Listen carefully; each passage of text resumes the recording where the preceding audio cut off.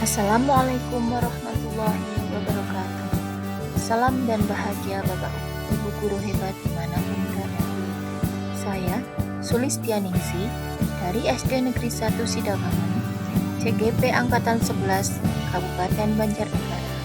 Dalam video ini, saya akan mempraktikkan aksi nyata dalam modul 1.4 budaya positif. Selamat menyaksikan.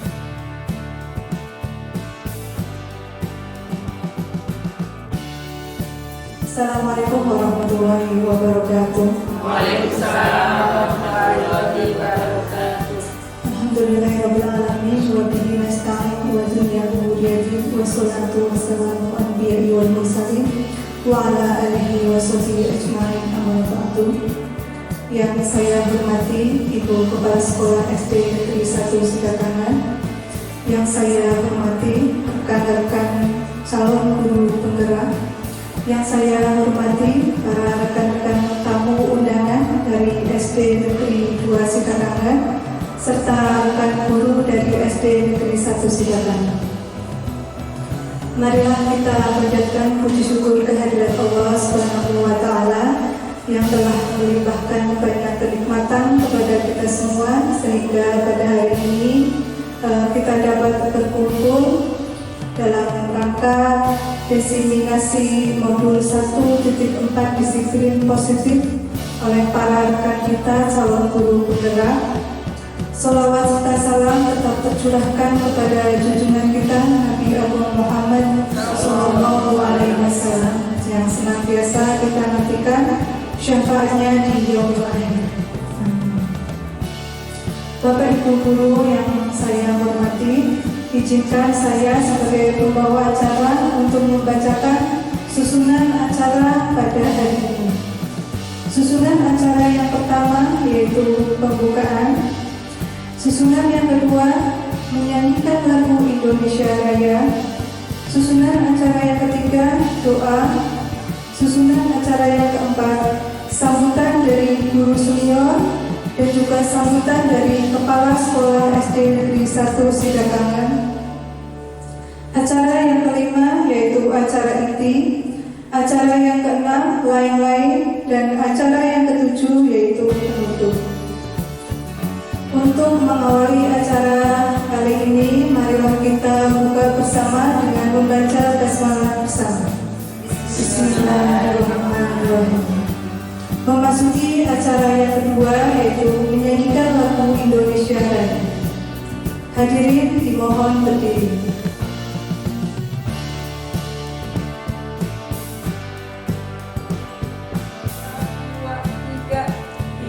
Indonesia tanah airku, tanah tumpah darah,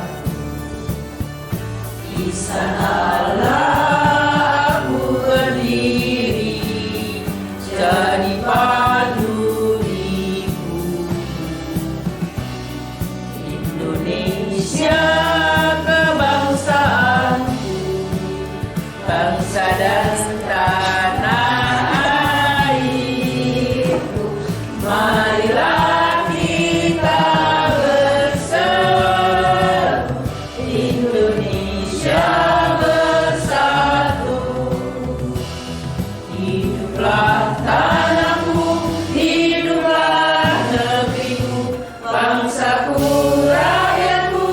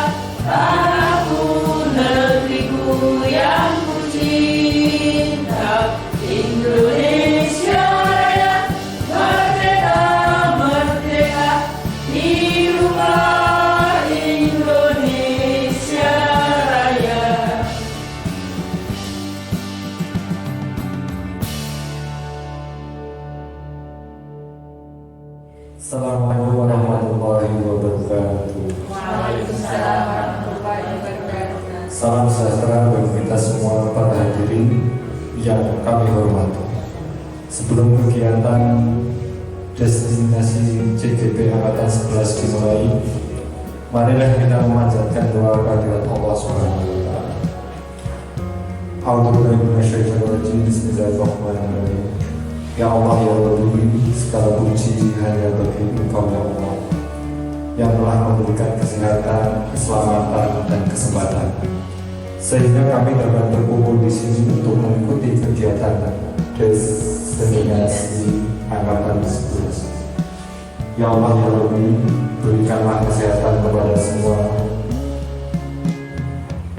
dari awal hingga akhir kegiatan ini, dan limpahkanlah rahmat dan hidayah Engkau kepada kami, sehingga kami mendapatkan kemudahan dalam menyerap ilmu-ilmu yang diberikan oleh para narasumber, dan nantinya dapat kami terapkan dalam melaksanakan tugas sehari-hari. Ya Allah ya Rabbi, tunjukkanlah kepada kami bahwa hak itulah yang benar, dan berikanlah kepada kami kekuatan untuk mengikutinya, serta tunjukkanlah kepada kami bahwa yang batil itulah yang salah, dan berikanlah kekuatan kepada kami untuk menjauhinya. Ya Allah ya Rabbi, Engkaulah sebaik-baik pelindung dan pemaaf. Lindungilah kami semua ya Allah, maafkanlah segala dosa dan kesalahan kami ya Allah, berkahi hidup kami ya Allah, selamatkanlah kami baik di dunia maupun di akhirat. Allahumma inna nas'aluka salamun afiyatan jazaa-jazaa al-qudumi wa barakatan rizqi wa tawbatan qabla maut wa rahmatan qabla maut wa rahmatan qabla maut. Allahumma inna min sakal maut wa rajana wa rabbana bisa rabbana wa bisa kullina wa hidayatana wa hablana ilakum tarahmah innaka antal wahhab. Rabbana zalamna anfusana wa akhbarna wa tarhamna wa kunna minal khasirin. Rabbana atina fid dunya hasanah wa fil akhirati hasanah wa qina adzabannar. Subhanaka rabbana yasifun wa salamun alal mursalin walhamdulillahi rabbil alamin. Wassalamualaikum warahmatullahi wabarakatuh.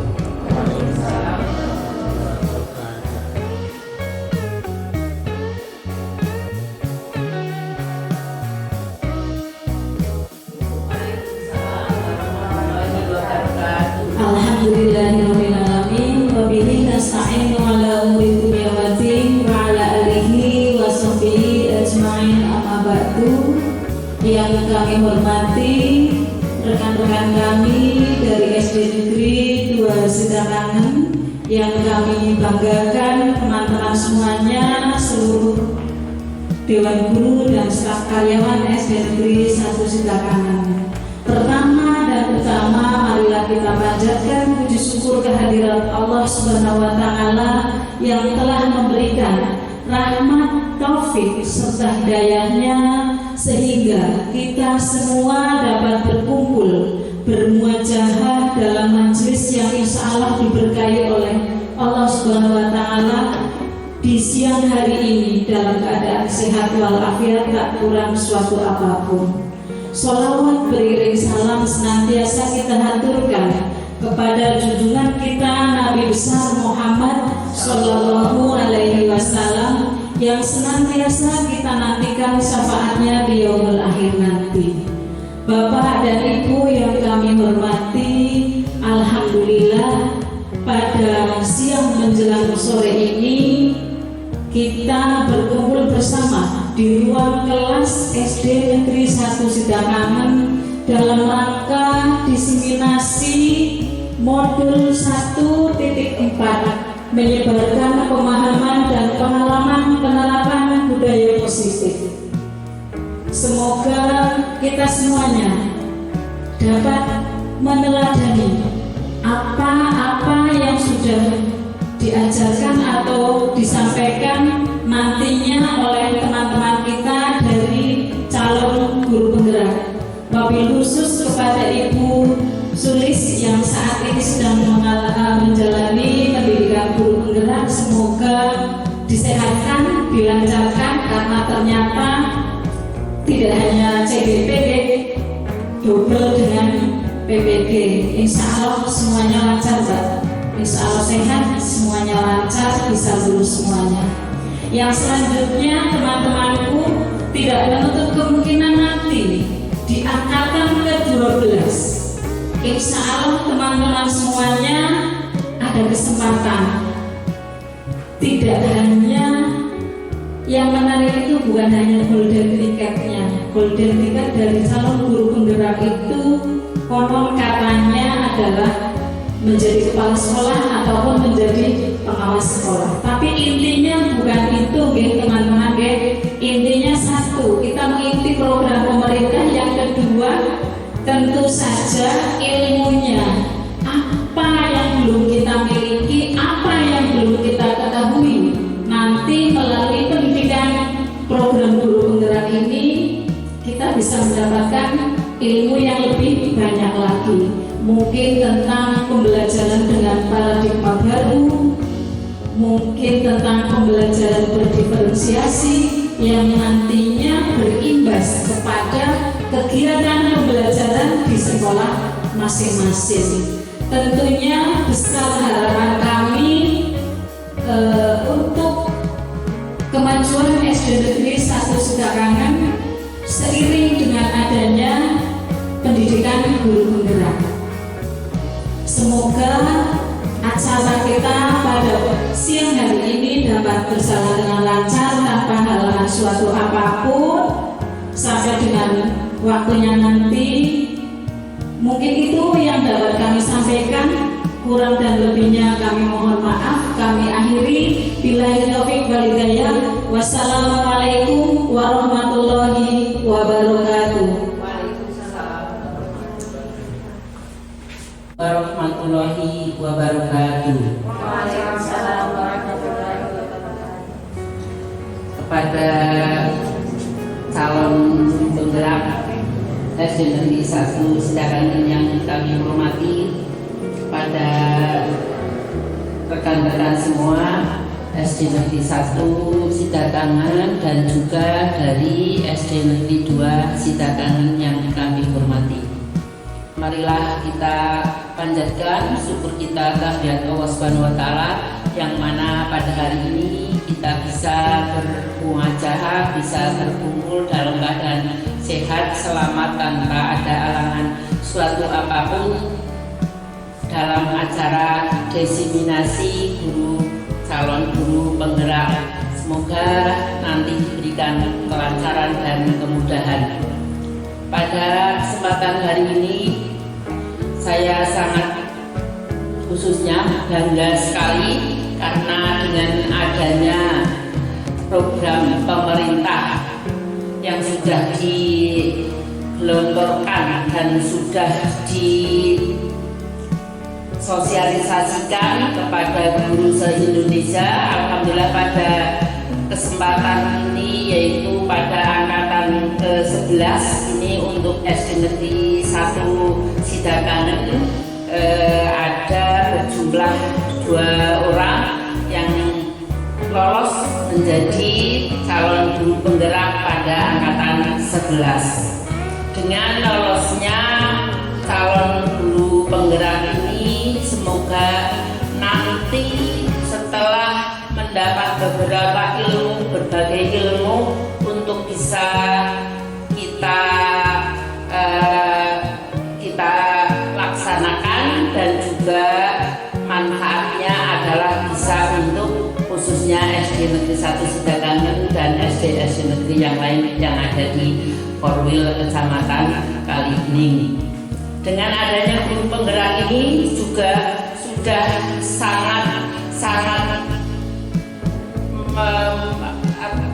membuat SD Negeri 1 Sidakangan ini, walaupun beliaunya belum selesai pada calon guru penggerak ini, tapi sudah banyak membantu dan juga sudah banyak melaksanakan apa yang sudah didapat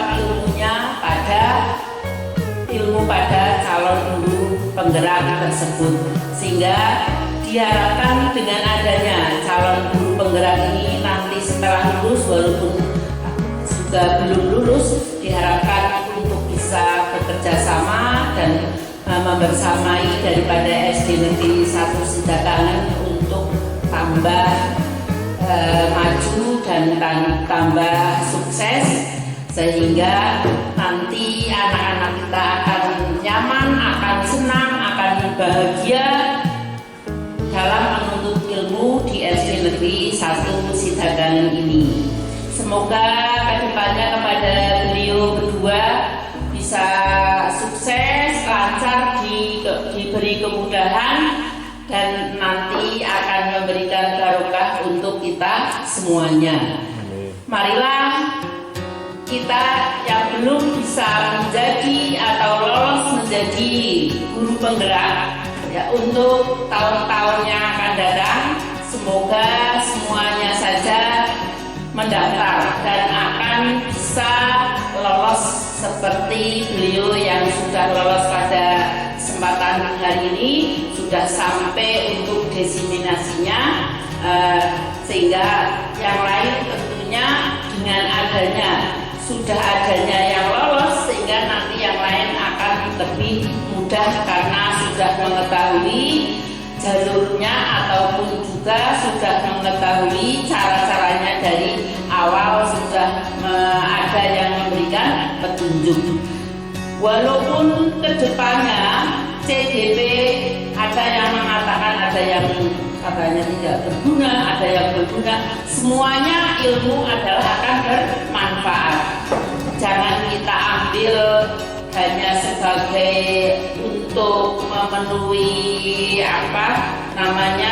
kesejahteraan saja, bahwa kita menuntut ilmu adalah dari goyang ibu sampai ke liang lahat, atau juga menuntut ilmulah sampai ke negeri Cina, yaitu adalah sudah diibaratkan seperti itu, sehingga tidak ada kata-kata bahwa CDP itu adalah tidak berguna.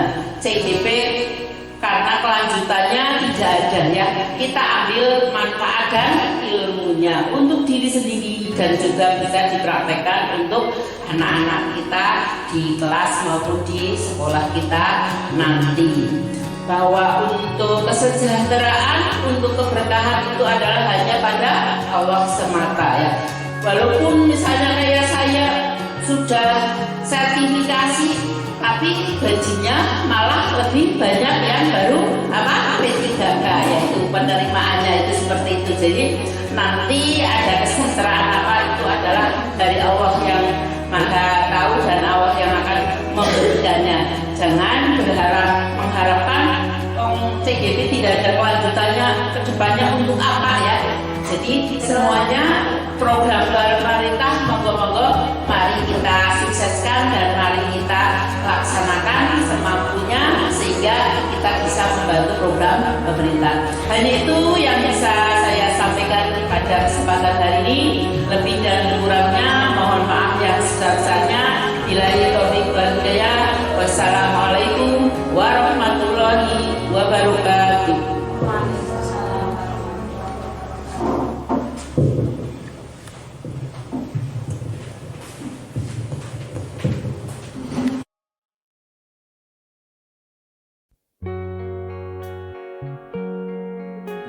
Atas waktu yang diberikan kepada saya.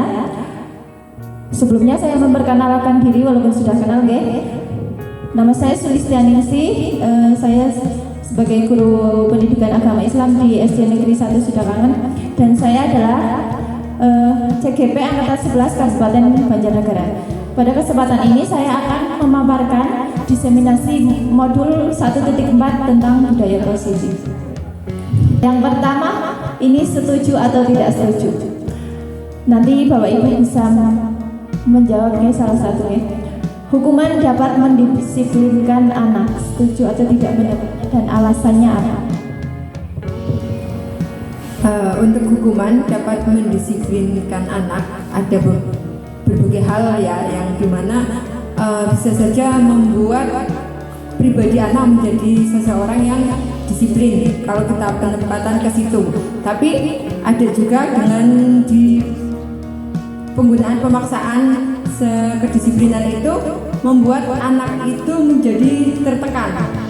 Sebetulnya kita menggunakan pendekatan, tapi jangan langsung diterapkan seperti itu menurut saya. Terima kasih. Terima kasih atas penjelasannya Ibu Novi. Kemudian berarti jawabannya setuju ya? Atau tidak setuju tadi? Tidak setuju, oke. Kemudian pemberian hukuman dengan hal positif seperti membaca atau membersihkan halaman sekolah dapat meningkatkan disiplin anak. Bu Erna, bagaimana pendapat?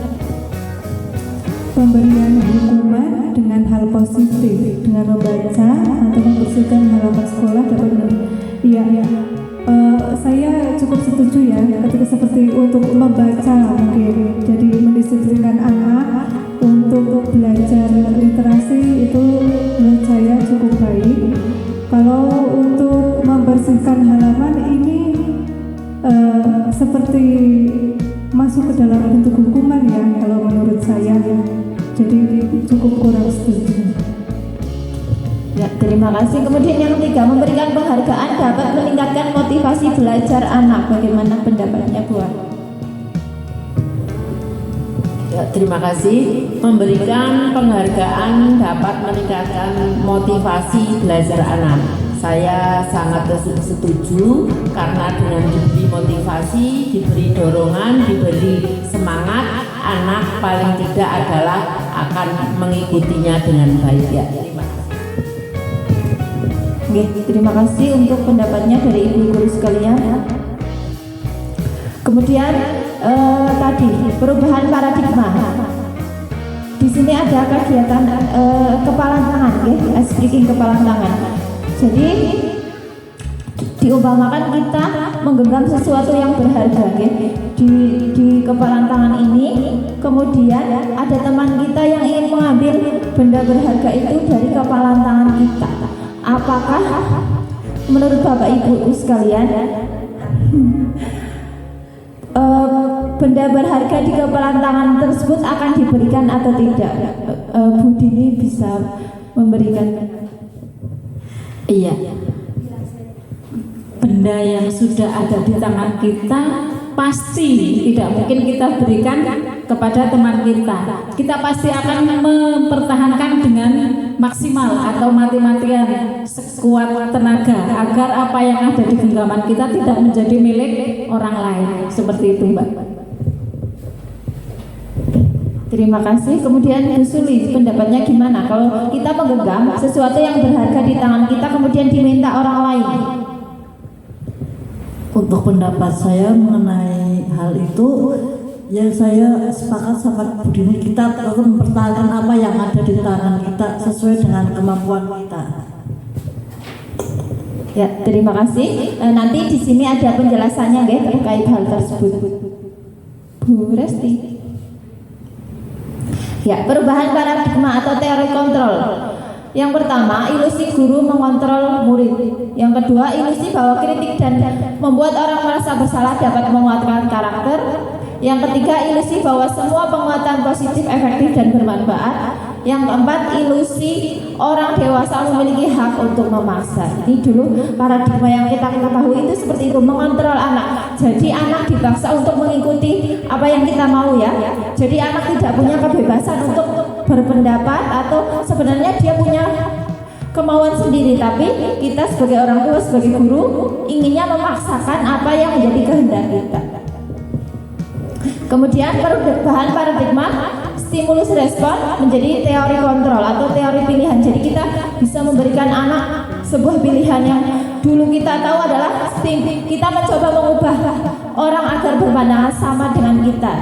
Yang harus diubah adalah kita berusaha memahami pandangan orang lain tentang dunia. Jadi setiap orang itu punya pandangannya sendiri, punya pendapatnya sendiri. Termasuk anak-anak pun punya pandangannya sendiri. Kemudian perilaku buruk dilihat sebagai suatu kesalahan.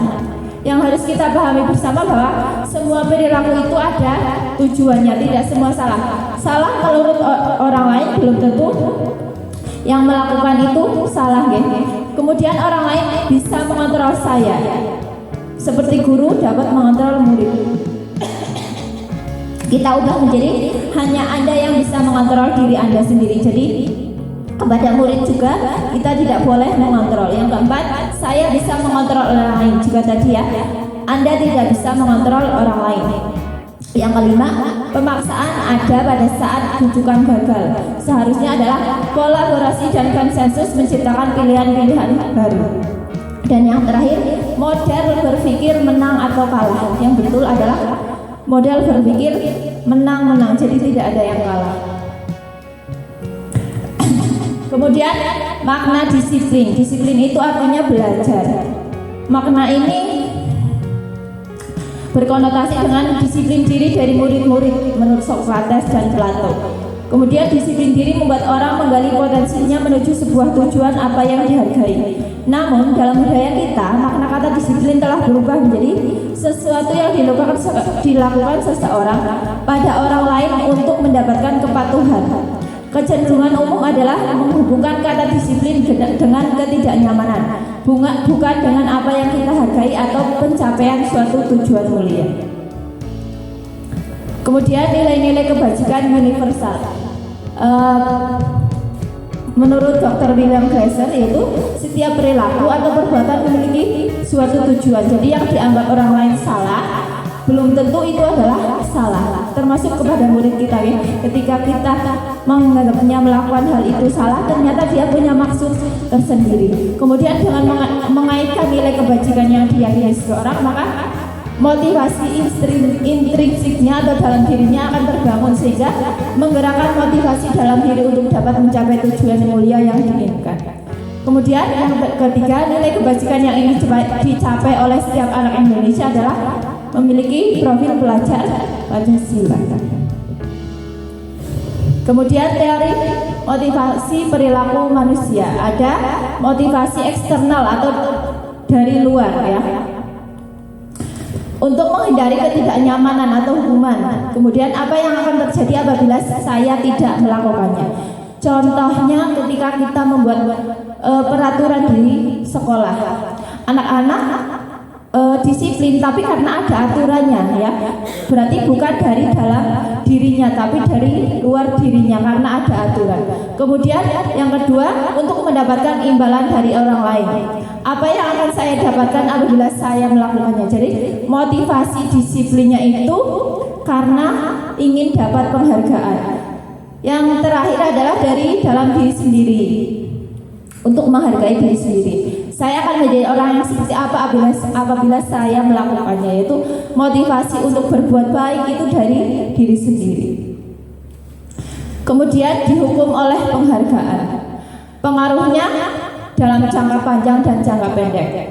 Ada penghargaan menghukum, penghargaan mengurangi ketetapan, penghargaan tidak efektif, penghargaan merusak hubungan, penghargaan menurunkan kualitas, penghargaan mematikan kreativitas, dan penghargaan mengurangi motivasi intrinsik. Jadi ketika diberi penghargaan akan berbuat baik, tapi ketika tidak ada penghargaan dia tidak akan berbuat baik karena bukan berasal dari dalam diri.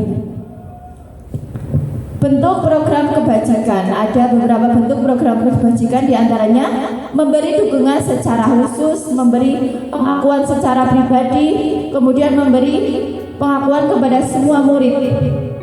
Tidak hanya satu yang pintar saja diberikan penghargaan atau pujian, tetapi semua murid punya potensi yang sama. Kemudian memberi pengakuan secara konsisten. Dan yang terakhir, fokus pada proses belajar anak. Jadi kita hargai semua prosesnya tanpa membeda-bedakan menurut hasilnya. Kemudian perbedaan hukuman dan konsekuensi. Tindakan guru, contohnya mencatat 100 kali dalam buku kalimat, saya tidak akan terlambat lagi karena datang ke sekolah. Itu termasuk hukuman atau konsekuensi. Mencatat sampai 100 halaman. Coba 100 kalimat.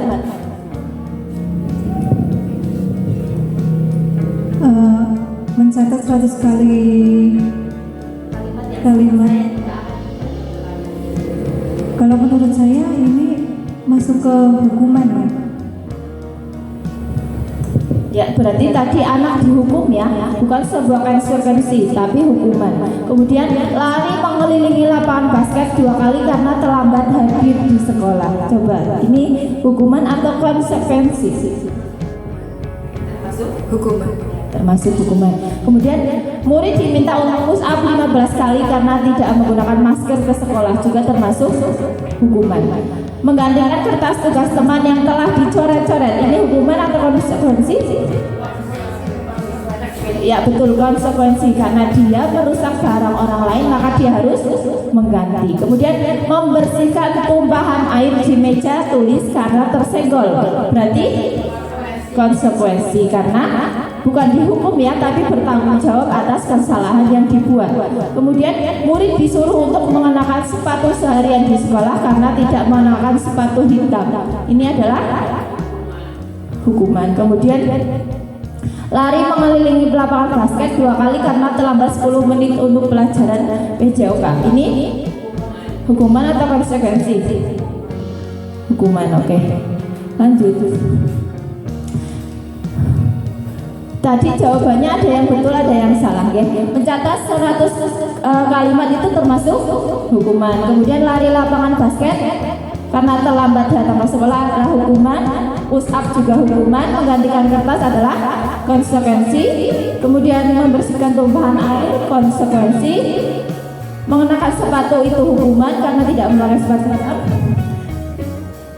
Maksudnya ini murid disuruh tidak mengenakan sepatu ya, jadi hukum. Yang terakhir itu berlari mengelilingi lapangan basket itu konsekuensi karena sedang pelajaran olahraga. Seperti itu. Kemudian perbedaan hukuman dan konsekuensi. Bu Novi bisa bacakan.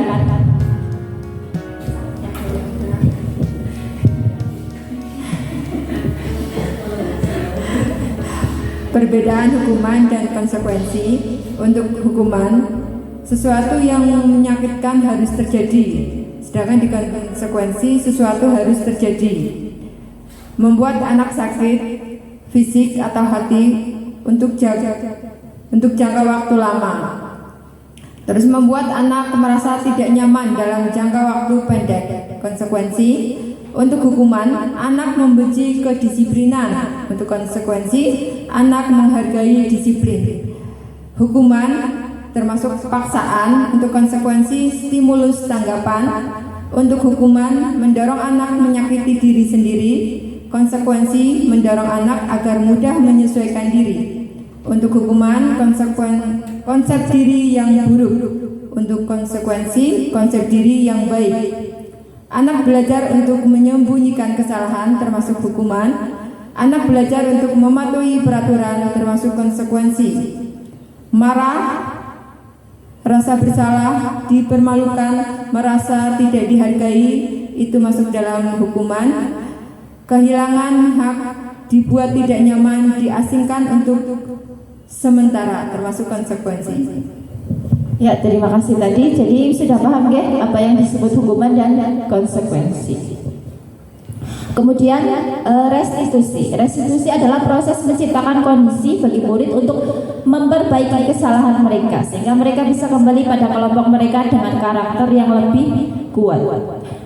Restitusi juga merupakan proses kolaboratif yang mengajarkan murid untuk mencari solusi untuk masalah mereka dan membantu murid berpikir tentang orang seperti apa yang mereka ingin jadi atau tujuan mulia dalam dirinya seperti apa dan bagaimana mereka harus memperlakukan orang lain.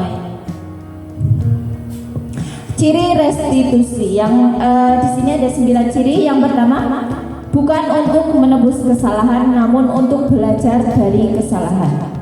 Yang kedua, memperbaiki hubungan. Yang ketiga, tawaran atau bukan paksaan. Yang keempat, restitusi menuntun untuk melihat ke dalam diri. Jadi dia akan tahu kesalahannya apa setelah melakukan restitusi. Restitusi mencari kebutuhan dasar yang menjadi mendasari tindakan. Restitusi diri adalah cara yang paling baik. Restitusi fokus pada karakter bukan tindakan. Restitusi fokus pada solusi. Restitusi mengembalikan murid yang berbuat salah pada kelompoknya. Keyakinan kelas ini yang sedang ramai sekali digaungkan ya. Yang dulu adalah tata tertib atau peraturan di kelas. Sekarang kita membuat keyakinan kelas. Mengapa tidak peraturan saja tetapi diubah menjadi keyakinan kelas? Ada yang bisa berpendapat?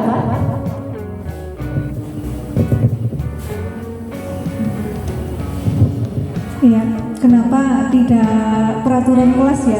Kenapa dibuat keyakinan kelas? Karena kalau peraturan kelas, mungkin kalau dibuat keyakinan kelas itu lebih ke kita sepakati bersama-sama, kita yakini bahwa apa yang kita sepakati, apa yang sudah kita buat aturan itu memang baik untuk dilakukan. Mungkin seperti itu.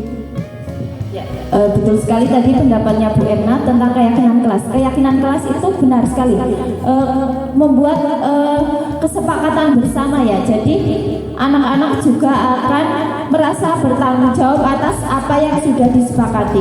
Kalau peraturan kelas itu kan otomatis biasanya sudah dibuat ya. Kalau keyakinan kelas itu mereka membuat bersama-sama dengan gurunya di kelas masing-masing. Jadi mereka paham apa yang harus dilakukan dan anak-anak juga boleh berpendapat kira-kira apa hal-hal yang harus menjadi sebuah keyakinan kelas mereka.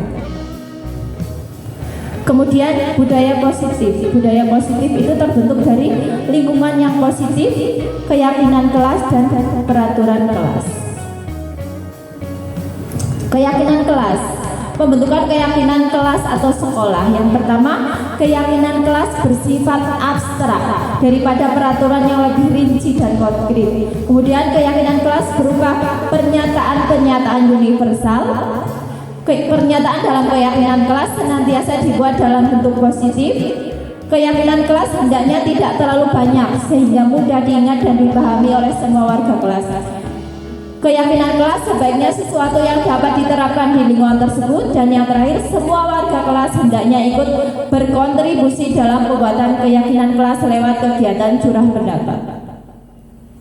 Kemudian prosedur dalam membentuk keyakinan kelas. Yang pertama, kita harus mempersilahkan murid untuk mencurahkan pendapatnya tentang apa yang harus disepakati di kelas. Kemudian mencatat semua masukan tadi, kemudian ditulis. Yang ketiga, menyusun keyakinan kelas sesuai prosedur pembentukan keyakinan kelas. Mengganti kalimat negatif menjadi positif. Yang selanjutnya meninjau kembali daftar curah pendapat yang sudah dicatat. Kemudian meninjau ulang keyakinan sekolah atau kelas secara bersama-sama. Jadi dipastikan semua yang membuat keyakinan kelas itu sepakat. Setelah keyakinan selesai, maka semua warga kelas dipersilakan meninjau ulang dan menyetujuinya dengan menandatangani keyakinan kelas tersebut. Kemudian keyakinan kelas selanjutnya bisa dilekatkan di dinding kelas di tempat yang mudah dilihat semua warga sekolah, semua warga kelas. Jadi anak-anak nanti akan ingat keyakinan kelas apa yang sudah mereka buat. Kemudian perbedaan peraturan dan keyakinan kelas. Kalau peraturan contohnya adalah selalu kembalikan buku ke tempatnya. Keyakinan kelasnya adalah tanggung jawab. Dilarang mengganggu orang lain, atau keyakinan kelasnya menghormati orang lain. Jadi di keyakinan kelas tidak ada kalimat negatif, semuanya positif. Hadir di sekolah 15 menit sebelum pembelajaran dimulai. Keyakinan kelasnya menghormati orang lain, berkomitmen. Dilarang melakukan kekerasan, keselamatan, menghormati orang lain.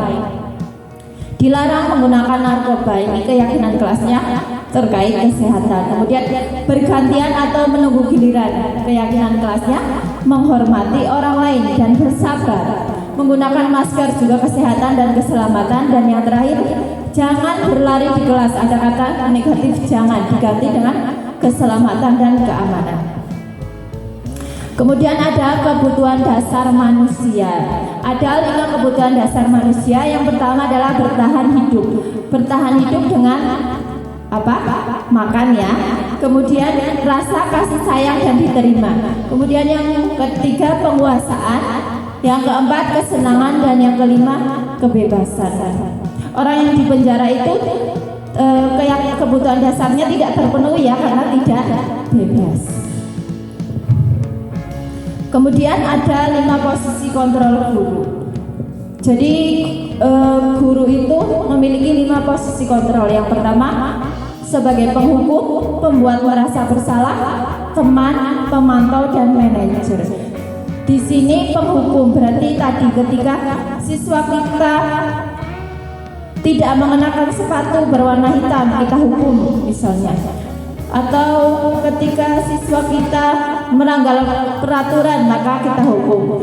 Kemudian membuat merasa bersalah dengan mengatakan kekecewaannya kepada siswa. Yang ketiga, teman, membuat menjadikan kita seperti teman bagi peserta didik. Jadi ketika peserta didik melakukan kesalahan, kita menanggapi masalahnya dengan cara menjadikan diri kita seperti teman mereka. Kemudian pemantau itu hanya mengobservasi saja, tidak turun langsung. Dan yang terakhir, manajer, ini posisi yang paling ideal karena kita bisa mengajukan pertanyaan-pertanyaan dulu kepada murid, kira-kira salahnya di mana, masalahnya apa, tidak langsung menghakimi. Kemudian 5, posisi kontrol. Ini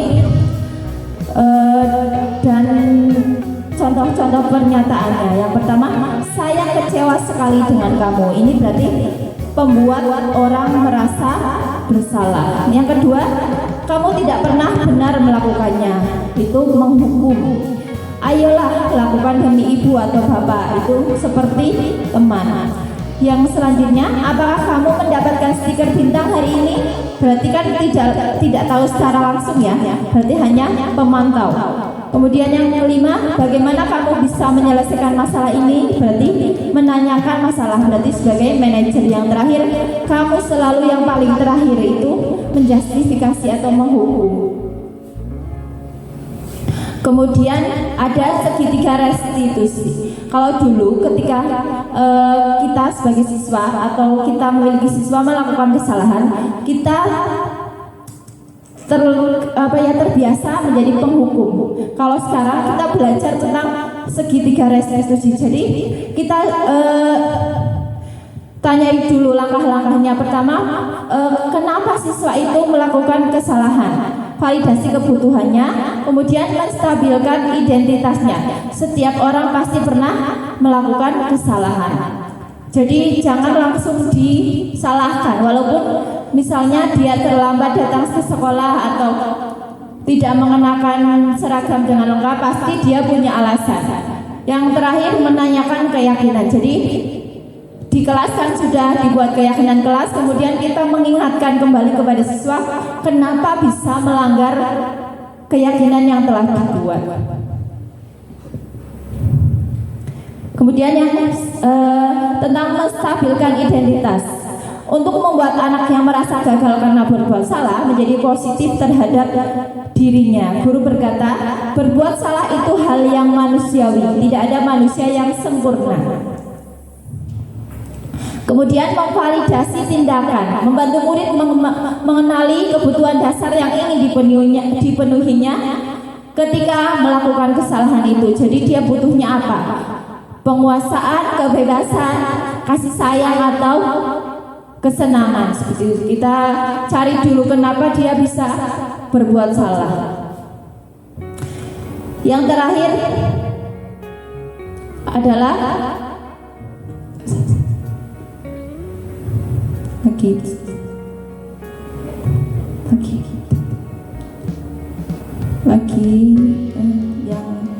menanyakan. Nah, ini terakhir adalah menanyakan keyakinan. Anak melihat kesalahannya dihubungkan dengan norma sosial dan nilai-nilai yang mendasari manusia berinteraksi dengan orang lain. Guru berkata, apa nilai yang kita percaya di kelas atau sekolah kita? Jadi menanyakan kembali keyakinan kelasnya. Kemudian nilai-nilai universal apa yang telah disepakati bersama. Jadi diingatkan lagi tentang disiplin positif apa yang harus dilaksanakan. Kemudian kelas yang ideal itu seperti apa? Keinginan anak itu seperti apa? Kamu ingin jadi anak seperti apa? Jadi jangan mudah menjudge anak itu nakal. Sebenarnya dia mungkin punya potensi yang harus dikembangkan. Kemudian menanyakan perasaannya. Setelah itu, ketika kamu melakukan itu, kamu menjadi orang seperti apa? Jadi kita tanya kepada anak, kenapa sih melakukan itu? Seperti itu.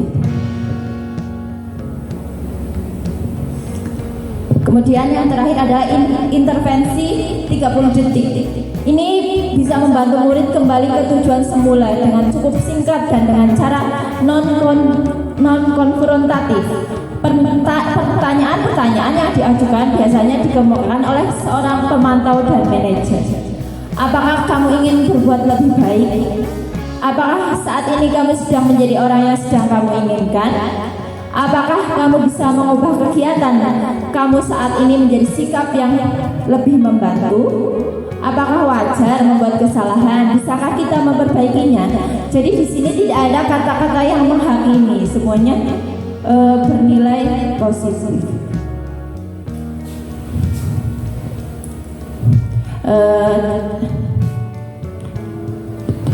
Dari tadi sudah saya paparkan tentang disiplin positif. Sekarang kita berefleksi bersama. Hal baru apa yang mengubah paradigma saya yang saya dapatkan? Coba Bu Resti, Bu Erna saja. Ya, dari pemaparan Ibu Sulis, ini banyak hal baru yang bisa saya pelajari ya, bagaimana saya menyikapi anak didik saya supaya saya bisa mengubah mungkin yang dulunya saya berposisi seperti teman misalnya. Nah, dari situ saya belajar bahwa oh ya ternyata ini kurang baik, apalagi yang butuhnya adalah hukuman. Maka saya harus menggantinya dengan posisi saya sebagai guru menjadi manajer, seperti itu. Terima kasih. Kemudian yang kedua, perasaan apa yang muncul selama mengikuti sesi ini, khususnya mengenai makna disiplin dan motivasi intrinsik atau dari dalam diri. Coba Bu Suli.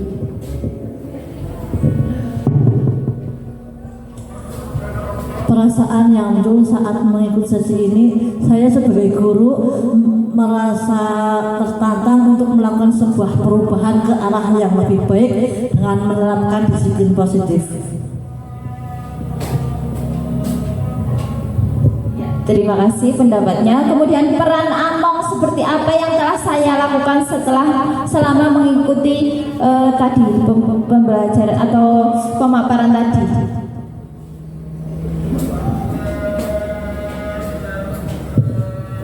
Peran Among seperti apa yang saya terapkan selama mengikuti modul ini, saya baru sampai ke peran teman, belum bisa ke manajer karena masih dalam posisi orientasi atau pengenalan untuk kelas 6 yang ini mengikuti kurikulum Merdeka ya. Terima kasih.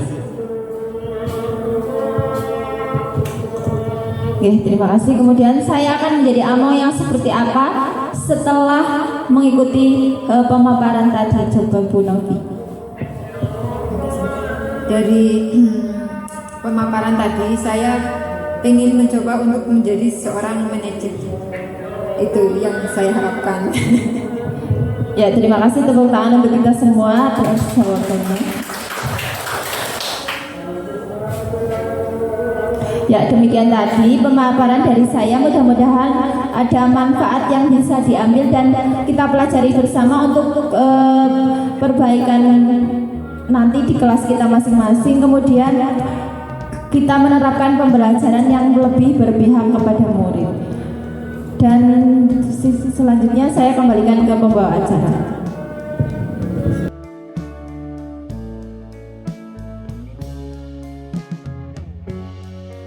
Demikian tadi pemaparan dari rekan-rekan kita, calon guru penggerak angkatan 11. Berikutnya yaitu memasuki acara ke-6 yaitu sesi tanya jawab. Monggo Bapak Ibu yang ingin bertanya. Ibu Novi. Terima kasih. Saya mau mengajukan beberapa pertanyaan untuk Bu Sulis dan Bu Dindi. Tadi sudah dijelaskan tentang dihukum oleh penghargaan. Biasanya kita menempatkan kepada anak-anak, bagi anak yang memiliki kelebihan atau bisa kita memberikan reward, ya seperti itu. Apakah dampaknya itu apabila kita menempatkan itu baik atau tidak untuk kedepannya? Itu satu. Yang kedua, Saya ingin dijelaskan apa sih dari maksud segitiga restitusi itu. Terima kasih. Baik, saya akan sedikit menanggapi pertanyaan dari Bu Novi terkait pemberian penghargaan atau reward. Jadi tadi disiplin terbentuk karena adanya reward ya Bu. Ketika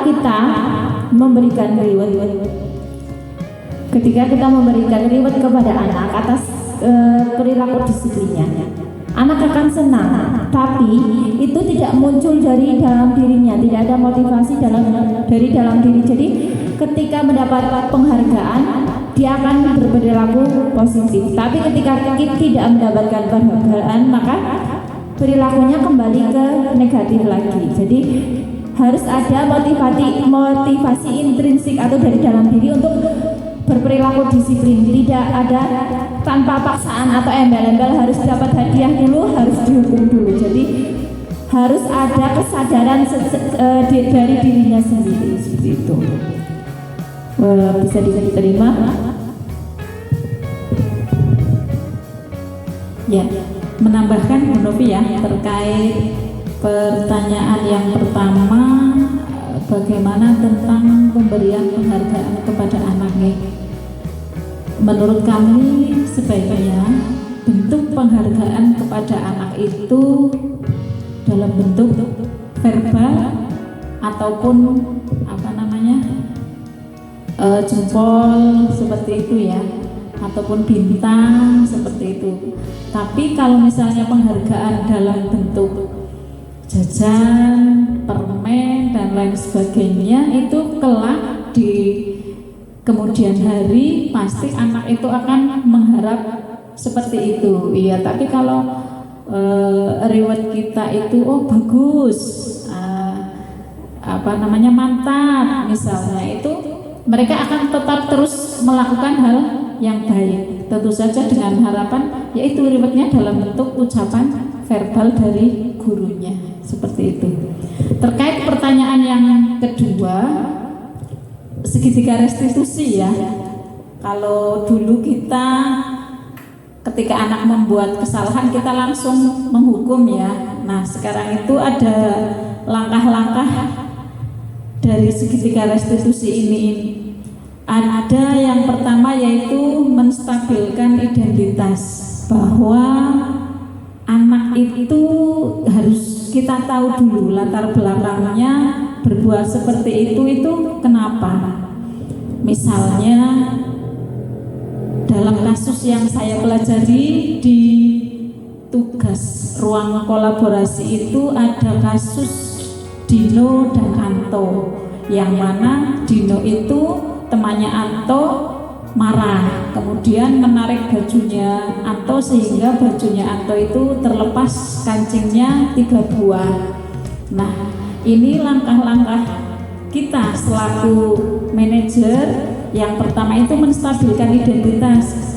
Nah, nggak apa-apa seperti itu, ataupun kamu hari ini kelihatannya sedang marah sekali ya, misalnya seperti itu. Kenapa kamu bisa seperti itu? Misalnya itu dalam rangka menstabilkan identitas. Kemudian yang kedua, memvalidasi tindakan yang salah.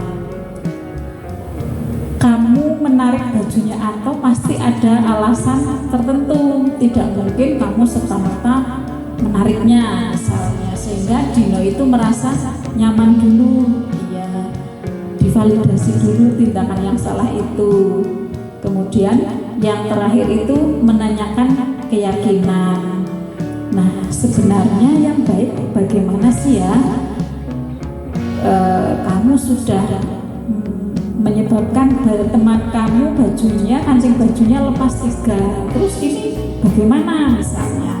Kemudian Dino menjawab, saya mau untuk memasang kembali kancing bajunya itu, terus bagaimana caranya? Beliau selaku kepala sekolah bertanya seperti itu karena beliau sudah menempatkan diri sebagai seorang manajer. Mau saya lem Bu, begitu. Nah bu gurunya menjawab, kalau dilem ya nggak bisa, sekarang dijahit. Ya tapi saya nggak bisa jahit Bu. nanti kami belajar dengan Pak Guru tata busana, dan alhamdulillah akhirnya Dino bersedia untuk menjahitkan kancing bajunya milik Anto yang terlepas. Itu langkah-langkah segitiga restitusi seperti itu dalam menyelesaikan permasalahan di sekolah. Mungkin itu Bu Novi. Oke, sami-sami. Ya, demikian tadi pertanyaan dari Ibu Novi yang sudah dijawab oleh rekan kita Ibu Sulis dan Ibu Dini. Mungkin ada yang ingin bertanya lagi? Sulis, monggo.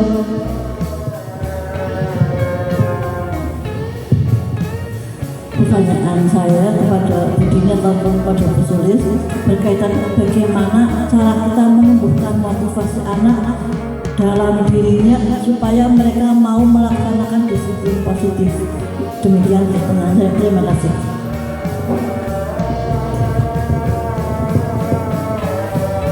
Iya, terima kasih Bu Suli yang sudah memberikan pertanyaan. Menurut kami langkah-langkahnya yang pertama, kita selaku guru kelas ataupun manajer di institusi kita masing-masing bertindak selaku role model. Ya, kita mencontohkan, kemudian contoh itu kita laksanakan secara kontinu.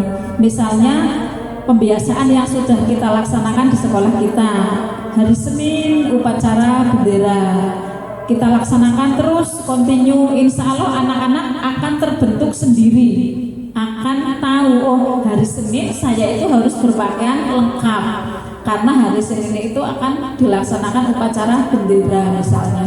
Kemudian hari Rabu saatnya pembiasaan sholat duha. Anak-anak kalau sudah terbiasa itu insya Allah, oh hari Rabu itu sholat duha, saya harus membawa mukena dari rumah. Itu mungkin Bu Suli kita laksanakan, kita selaku role model kemudian dilaksanakan dengan kontinu, istiqomah seperti itu. Terima kasih. Cukup atau ada? Oke.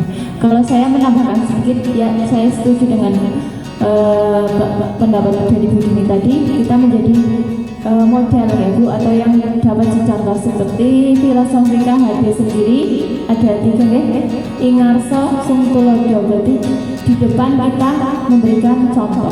Kemudian yang kedua adalah ingmadyo maun karso, kita membangun semangat. Jadi kita menyemangati apa yang sudah kita sepakati bersama, seperti tadi contohnya pembiasaan. Kita kalau anak kita lepas sendiri susah ya, karena belum terbiasa, maka kita dampingi bersama. Kemudian tuturi handayani di belakang mendorong, memberikan semangat. Jadi seperti itu. Mungkin masih ada yang bertanya lagi? Oh, sudah cukup ya. Ya. Demikian tadi untuk sesi tanya jawab. Memasuki acara terakhir yaitu acara penutup. Marilah kita tutup acara hari ini dengan membaca hamdalah bersama. Alhamdulillahirabbil alamin. Saya selaku pembawa acara mohon maaf yang sebesar-besarnya. Kami tutup acara desiminasi modul 1.4 oleh calon guru penggerak angkatan 11. Terima kasih. Wassalamualaikum warahmatullahi wabarakatuh.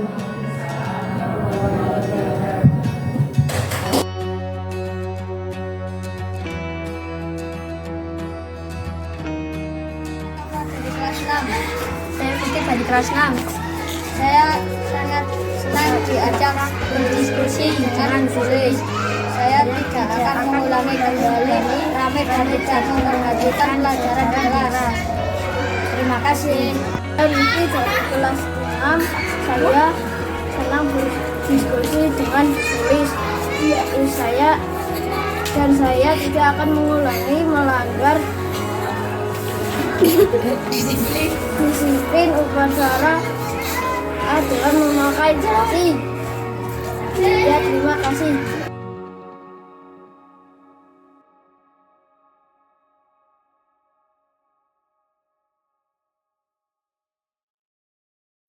Demikian tadi kegiatan diseminasi budaya positif yang telah saya laksanakan di sekolah. Semoga kegiatan ini membawa manfaat untuk saya dan rekan-rekan guru di sekolah saya serta untuk para penonton yang menyaksikan video ini. Sekian dari saya. Apabila ada manfaat datangnya dari Allah Subhanahu wa taala, dan apabila ada kesalahan, semua karena kesalahan saya. Billahi taufiq wal hidayah. Wassalamualaikum warahmatullahi wabarakatuh.